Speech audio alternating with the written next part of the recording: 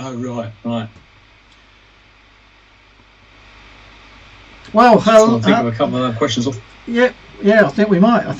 Hello and good evening.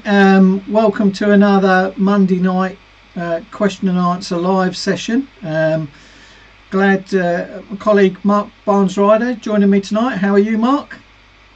Yeah, very well, thanks, Sam. I had my second vaccination yesterday, so things are moving in the right direction. Yeah, definitely. And I've actually got my second one tomorrow. So yeah, hopefully things are starting. And of course we've got big changes in terms of lockdown. So that might be. I noticed we're a little bit lighter on numbers than normal tonight. Perhaps it could be because people are out and about. It's the first time you're actually allowed to sit in a pub and have a drink, or to sit in a restaurant and have a meal. So people might be taking that opportunity for the first time in a long while. Yeah, I mean they could be completing their applications, Sam, and their PQS applications, in the evening, rather than because we're taking unprecedented numbers of applications, both for PQSs and new applications as well at the moment. So yeah, there certainly seems to be a lot of activity out there, and I think sometimes when it's a harsh environment like this, people often decide, you know what, I'm not going to be beholden to a big company anymore. I'm going to start out on my own. So yeah, I think it's quite common in times like this that you do get a lot of new starts, or you get a lot of people breaking away from existing companies to start their own. So yeah, definitely we are seeing a large number of applicants. So we'll make a start. So I'll just pop up the question of the week. The question of the week this week was: do extra low voltage ELV cables buried in a wall at a depth of less than 50 mil need to be in prescribed zones? So do extra low voltage cables need to be installed at a depth less than 50 mil in a wall or partition need to be in prescribed zones? What's your first thoughts, Mark? Well, not necessarily, because the protective measure itself is, SELV. So as long as you can maintain SELV in accordance with 414.4, then you could rely on that. I mean, you and I were chatting earlier on, Sam, and wondering sort of why it's in 522.6.204, because when that reg really talks about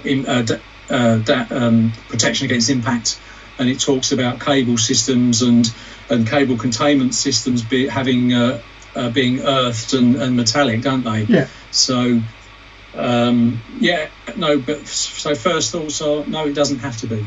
Yeah, if we talk about the sort of the two steps, so if I just show everybody first of all an abridged version of that regulation which talks about the prescribed zones.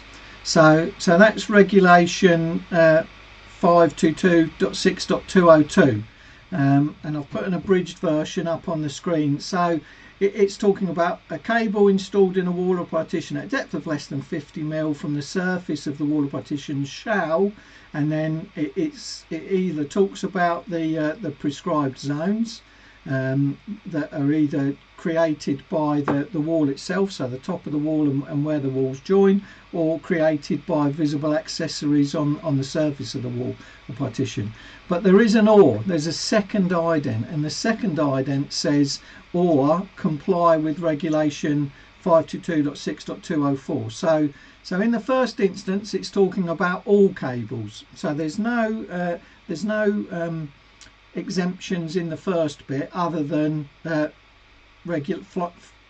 pushing you towards regulation 522.6.204.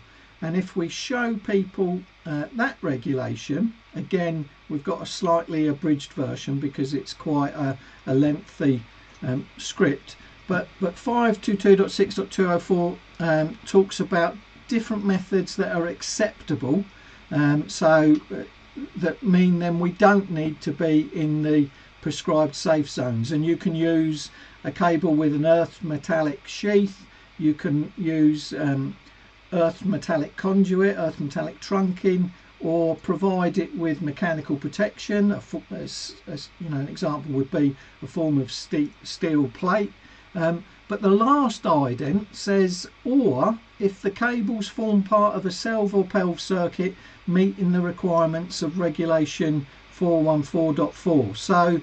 So it is quite clear there. It does say to us we don't have to run them in the prescribed zones if those cables form part of a self or PELV circuit, but the self or PELV circuit must comply with the requirements of section 414.4. So that's a number of regulations, isn't it, Mark? It's not just a single one. No, that's right. I mean, 414 for protection with using self or PELV is quite onerous, actually. There's quite a lot of things that you need to sort of comply with. So, I mean, if you took the example of, if you said to yourself, right, well, I'm going to use a self circuit for my socket circuits, for example, those sockets would need to be unique sockets to self and not the same as, you know, your 3-pin BS 1363 sockets, for example. So they would need to be dedicated for self and suitably labelled and all the rest of it. And there is a key point in 414.4 that says, you know, you could use self, you could rely on it solely as long as the exposed conductive parts from the self system can't come into contact with the exposed conductive parts of any other circuits that don't form part of that self system. So that's a key thing to remember if you're going to choose to use self. But again, you would need to familiarise yourself with 414 to make sure that you cover all of the bases on that. Yeah. So I think it would be fair to say, strictly speaking, in order to comply with the regs, then your self or PELV circuits don't have to be in prescribed zones. However, we would recommend it from a point of view of maintaining the functionality of those circuits. Yeah, it's as we said, it's a little bit strange that's all in section 522.6, which is about impact. Now, self and PELV circuits will be just as susceptible to impact, but I guess what they're trying to differentiate is that the safety requirements are different. But again, that's not really directly related to their protection against impact. So I think it would be a strong consideration if you want to maintain the functionality of those circuits, that again you either run them in safe zones or provide them with some form of additional mechanical protection. But it's a functionality thing really, rather than an electrical safety thing. Would you agree with that? Yeah, no, 100%, Sam. I mean, you know, as a general rule, we recommend to our contractors that to try where possible to route any cable in the safe zone, whether we're talking SELV, ELV, or coax. You know, it all falls within the scope of BS 7671, and it would be a real pain if that cable got damaged. So we're not in this case, we wouldn't be worried about the cause of electric shock, because that's protected by limiting the actual voltage itself. But nevertheless, you know, if the cable was to get damaged, it would be really intrusive to make a repair, especially where it's buried in the fabric of the building. You know, if it's surface mounted, then it's not so much of an issue. But we are talking 522.6.20. 202, I think, where those cables are buried at a depth of less than 50 mils. So, no, absolutely, Sam, spot on. Yeah. Okay. So I think we'll finish that off by saying no, not actually a regulatory requirement, but a recommendation in terms of maintaining functionality. And if you are going to run the cables outside of those prescribed zones, then it's going to be very difficult for the next person to be able to tell where they are, unless you've got very, very good documentation that gets passed down, which we all know is quite a rarity. Let's have a look at what else we've got coming in. So yeah, a few people mentioning the same regs, 522.6.204, and also the fact that it would be good practice. Yep, I think that, you know, we're agreeing with that, certainly.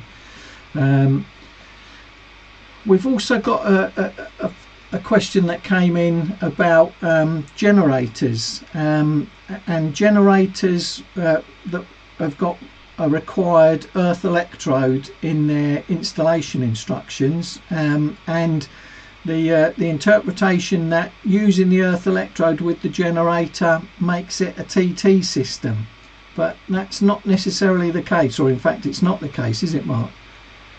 It isn't. No, it is a common misconception. I think, you know, a lot of people, and some of us have been guilty of it in the past, but it doesn't make it a TT system. You're using the earth electrode for a different purpose. You're using that earth electrode to reference the general mass of Earth with respect to the neutral of or the start point of that generator. So, and it also provides a path back where you'll be using ADS and RCDs and such like. So, you know, to reference the general mass of Earth, the maximum Earth loop impedance on that electrode can't be more than 20 ohms. In a lot of cases, depending on the generator manufacturer, they may specify lower than that, you know, a lot lower than that. So, as we say, it's used for referencing the general mass of Earth. It doesn't make it a TT. It will be a TNS system, because you'll be using a separate protective conductor to protect the installation that's fed from that generator. Yeah, absolutely. Yeah, so I think the initial reaction is, as soon as you see an earth electrode, you think TT, but not in this instance, because as you rightly said, it's there to tie. You know, if we imagine the generator's got a potentially floating output, you know, if it's 230, it's just 230 between its two line conductors, and the whole idea of that earth electrode is to tie one of them down to zero. So now we've got 0 to 230 rather than a floating 230. So yeah, it's we generally consider all generators to be a TNS system, because we'll have a dedicated protective conductor provided by the generator itself, and that's our fault path.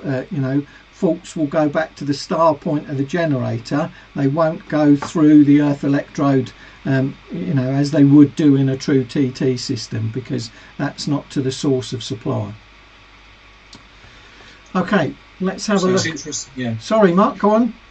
Sorry, it's interesting you say that, because we talk UO, don't we? And that's generally 230 to Earth, between line conductor and Earth, and we're trying to achieve the same thing there with the generator. The first question that's come in, I'm going to read it out, but I can tell you when, you know, it's just one of those ones you can't give a definitive answer. How long would you recommend on an EICR for test and inspection per circuit, and can you make alterations to circuits without RCD protection and not update the protection, i.e. not update the RCD? So the first part, how long would you recommend on an EICR for a test and inspection per circuit? Very difficult one, you know, how long is a piece of string? Are we going to do a full inspection and test? Are we going to do a sampled inspection? What's the access like? Have we got details of previous inspection and test results that we can compare it against? So no, you know, very difficult to give any kind of definitive answer on that. On the second part, can you make alterations to a circuit without RCD protection and not update? So I think this is the saying, if we had a circuit that under new or current regs would require RCD protection, but we find that the circuit currently doesn't have RCD protection, would we be allowed to make additions and alterations to it? Well, we would, but the thing is that our additions and alterations would have to comply with current regs. So for example, if it was a socket outlet circuit that didn't currently have RCD protection, any sockets that we added would have to have RCD protection. So one option there might be to provide RCD socket outlets, but you'd also have to consider cabling. If the cabling to the socket outlets buried in a wall at a depth of less than 50 mil, then the cabling is going to need protection, or we surface mount it, or we wire it in a wiring system that doesn't require additional protection, perhaps like SWA, or in metal conduit or metal trunking. So no, you don't have to provide RCD protection for the whole of the existing circuit, but you would need to provide it for the portion that you've added or altered. Yeah, is that fair enough, Mark? That sounds about right. Yeah, I was going to say before you said about there might be a requirement to protect the cable. There's generally two things to consider, isn't there, with any wiring system, is how it's installed and whether which part actually needs the RCD protection. So whether it's a socket on its own or the circuit as well. So I think there's nothing else I can add to that. That's about right. Your alteration or addition would need to comply with the current regs. So and then generally, I mean, depending on the size of the alteration or the addition, if you just provided the RCD protection for your portion, sometimes you would recommend to the client that it might be worth actually or easier to protect the whole circuit right back to the board, right, where it starts from the fuse board. So it's often easier that way to provide, unless it's an older installation with old fuse boards and old protective devices. Yeah. We've got a question that's come in that sort of generated a few other questions, is talking about the steel plate. So again, that's one of our options in the 204 reg, that we can provide protection with a steel plate that provides adequate protection against impact. Now, I think the industry recommendation has always been along the lines of a minimum of 3 mil, but I think of late guidance has changed. Certainly our guidance in the on-site guide also talks about, if we're aware of people using high impact tools, so like pneumatic guns, then 3 mil may not actually be sufficient. So I think that's fair to say, minimum of 3 mil. But in certain circumstances, even that would need to be increased. And the follow-on question with that was, what about, does that mechanical protection need to be earthed? Well, because it's not considered part of the electrical installation, as in the armouring of an SWA cable, it would be seen as isolated metalwork. So wouldn't itself necessarily have to be earthed, because it's there to try and prevent penetration, so that you wouldn't have something go through it and then also make contact with live parts. Would you agree with that, Mark? Yes, yeah, that's right. That's I was about to say, it's classed as, we class it as isolated metalwork, and therefore not able to introduce a potential or where it's completely isolated. It's there purely for mechanical protection, as you said, Sam. Yeah. Okay. There's a sort of secondary question come about the RCD socket outlets and providing additional protection. We're aware that currently in BS 7671 they removed the BS 7288, the RCD socket outlets and the RCD fused connection units from the list of equipment which provides additional protection. However, we've always stated that, providing they are to that correct British standard, we do believe that they still provide adequate additional protection. At the moment, you would have to record it as a departure, but providing they do conform to that British standard, and we've actually, it's just in the last Connections magazine, produced a very good article confirming that, and we also did raise it as a point as part of the document for public comment associated with Amendment 2. So we are hoping that they will be reintroduced into the list of permitted items of equipment. Yeah, I mean, I'd go along with that. I mean, certainly whenever I've installed them and tested them, they easily meet the requirements for additional protection. So I'm hoping they do get put back in. They often can save installers quite a lot of unnecessary work and cost for the client, whereas sometimes a quick fix such as installing an RCD unit will provide full compliance for alterations and additions. Follow-up question on our generators and earth rods. On a permanently connected backup generator, how is the generator earth rod connected to the MET? So it's an interesting question, because permanently connected backup, so if we're saying that it's an alternative supply, so it's not a parallel supply, so if it is a true backup, then the earthing arrangement of the generator, when it's in generator mode, so we've got a changeover switch set to generator, should disconnect the earthing arrangement of the DNO if that's what the primary supply is. So you can't have them connected. So that's one thing to take into consideration. And then the earth rod wouldn't necessarily have to be connected directly to the MET. It would normally be connected to an earth point on the generator itself, rather than the installation's MET. Yeah, I mean, it really does depend, and they would need to talk in those instances to the DNO. They need to consult with the DNO as well, because there is a little paragraph in BS 7430, the earthing standard, that says effectively where you've got two sources of supply, each supply the earthing system needs to operate separately, if you like, in case one of the earthing arrangements goes down. But we do often take calls where the earthing system is connected to the MET. I mean, it is allowed under certain controlled conditions, but as I say, you'd need to consult with the DNO.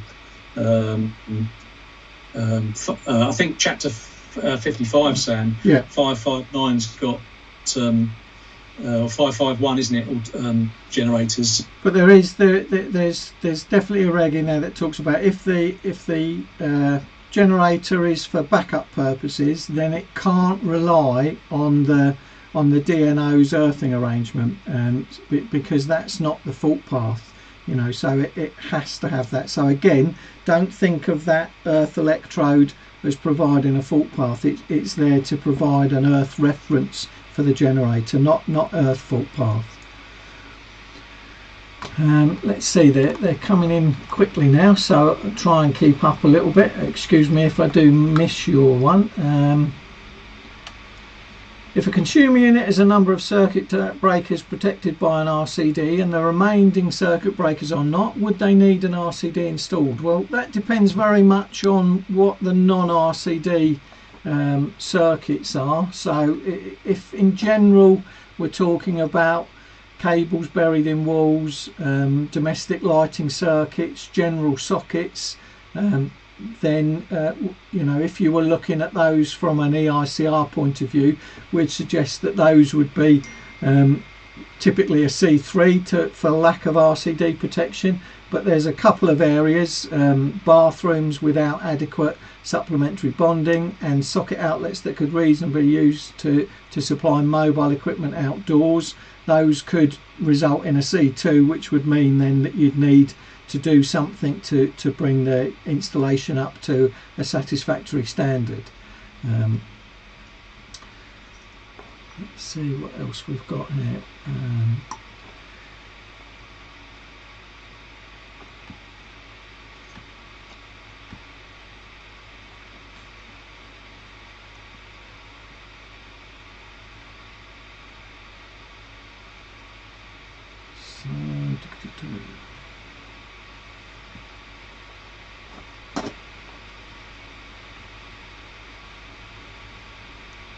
I've done an EICR on an industrial installation. The method of earthing is TT, and ZOS on all circuits exceeds maximum ZS for circuits which are mostly protected by BS3036 fuses and no additional protection by RCD.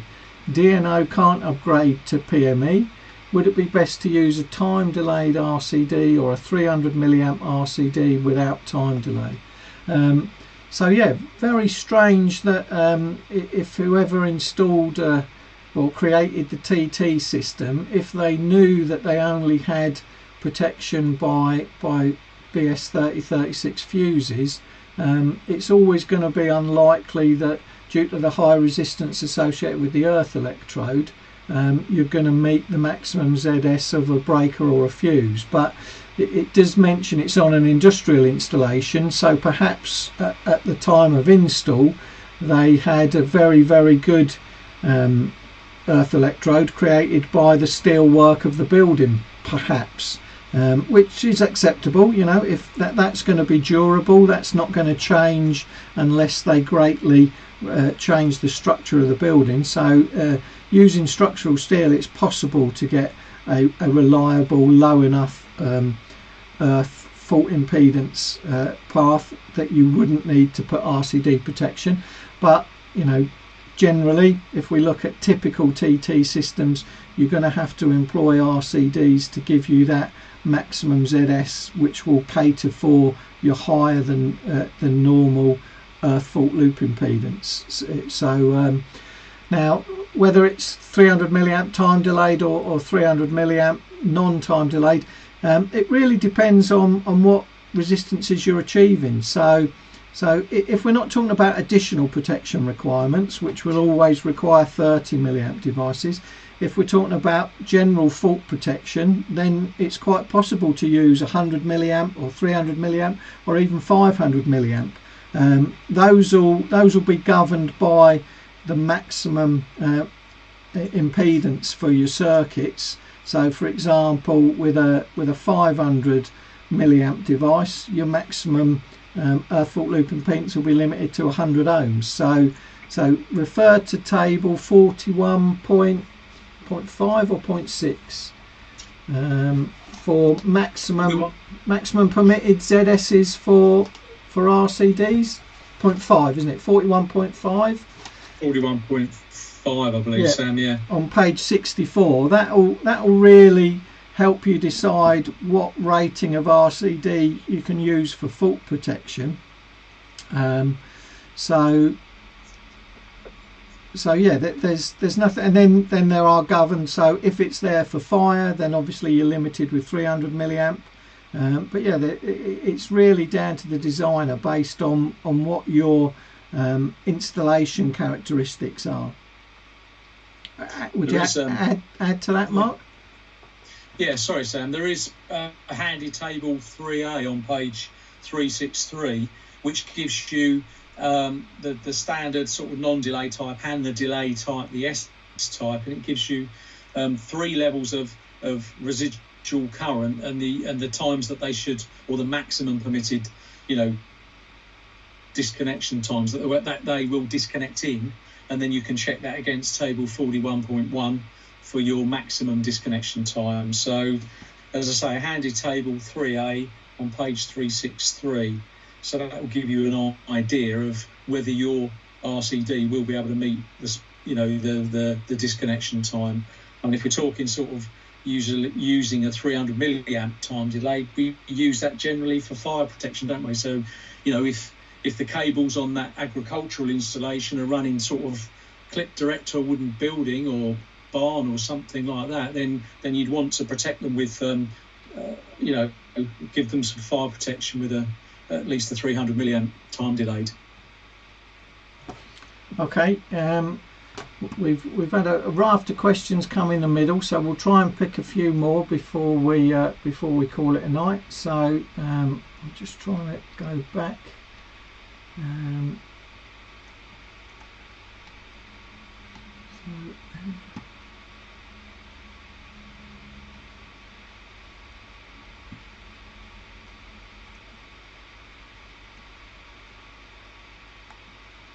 So I'm not sure we've got. I think this is in result to our our first question. So, are you saying cables never break down?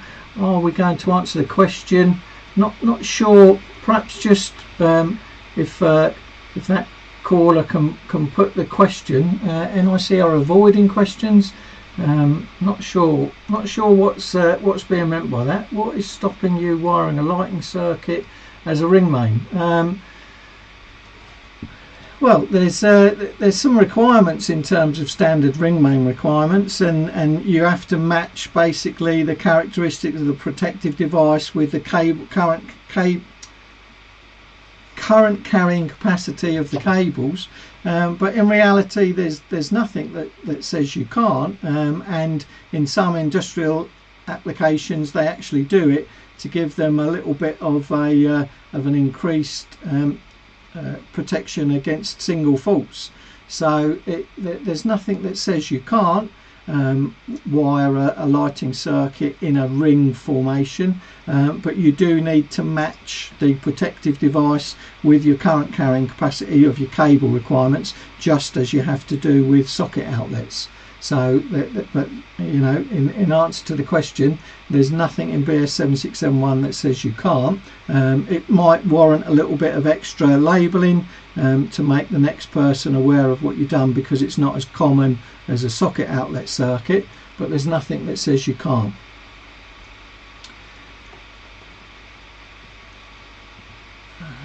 Yeah, can I just add to that the caller should be looking at 433.1 for that in terms of coordination between the conductor and the overload protective device. Yeah, yeah, and it's also fair to say, because the ring circuit will and current carrying capacity, you've got to look at the accessories themselves as well, because the socket outlets that are mentioned in that are to that particular British standard.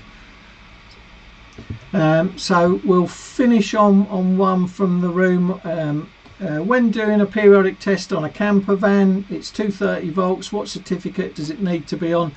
So that would be on a standard electrical installation condition report, non-domestic, but on a, you know, do it on a standard electrical installation condition report. I know in the past there have been specialist ones created for mobile or transportable vehicles.